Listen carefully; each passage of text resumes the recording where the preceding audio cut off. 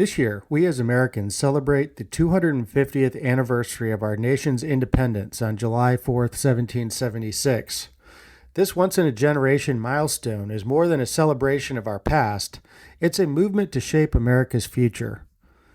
For us at ALEC, America's 250th is a powerful opportunity to renew our commitment to the principles that built and sustain our republic: federalism, free markets, and limited government. That's why we launched States 250, a special initiative to honor America's founding and elevate the essential role of the states in securing our nation's future.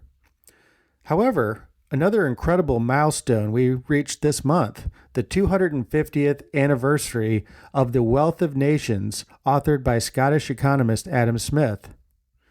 The book is one of the most important in modern economics, paving the way for an understanding of markets. Smith's revolutionary argument was that market systems could operate efficiently without burdensome government interference or micromanagement.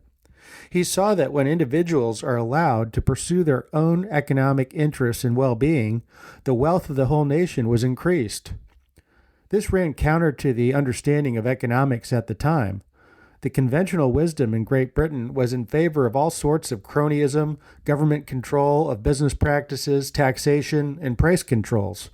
But Smith exposed the errors in that approach, showing that people would actually be wealthier if markets, and more importantly, individuals, were free. The Wealth of Nations has been so influential, partly for how it makes that argument so cogently.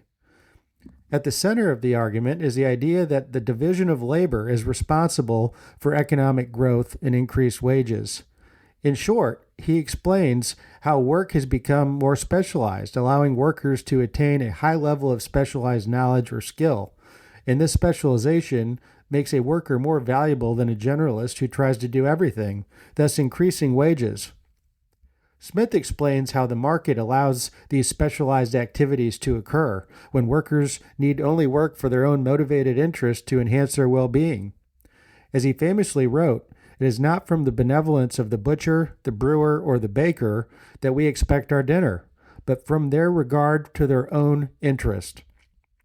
That was a transformational idea at the time and has paved the way for countless economists to expand on the work of Smith, furthering our understanding of how markets operate. The Wealth of Nations was not written simply to lay out a path for making money. Adam Smith was not a businessman selling a get-rich-quick scheme. In fact, nearly 2 decades before Wealth of Nations, Smith authored what he considered his most important work, and that was The Theory of Moral Sentiments. Having seen the horrible poverty, more dire in his time than in ours, for sure, he was deeply concerned with the exploring how nations can build wealth for ordinary workers.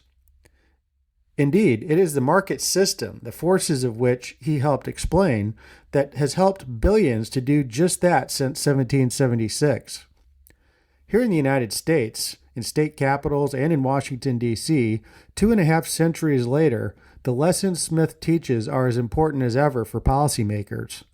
For example, on taxation, Smith explained that in order for the markets to function properly, government should tax only what is necessary to support the function of government. He added that they should be predictable, easy to pay, and proportional to the thing being taxed. These principles recognize that while some taxation is necessary to support the government functions that make the market possible, high levels of taxation are a problem for economic growth. In his final analysis, Smith recognized that the way to increase the wages of workers and the wealth of a nation was indeed through economic growth. Over the past 18 years, in our report, Rich States, Poor States, we have documented that the states following Smith's lessons and strengthening the forces of the free market are increasing prosperity and gaining residents. Americans are voting with their feet, as we like to say, recognizing the importance of public policy and the free market. They are following policy incentives to make themselves and their families better off by moving and finding economic opportunity. Our 50 states, the laboratories of democracy, continue to prove Adam Smith's economic thinking was correct, now 250 years since the publication of his famous work, and America's Independence. 1776 What an incredible year for freedom and setting the stage for human flourishing and prosperity. For more information on the ALEC States 250 campaign, you can visit alec.org. For American Radio Journal, I'm Jonathan Williams. Thanks for listening.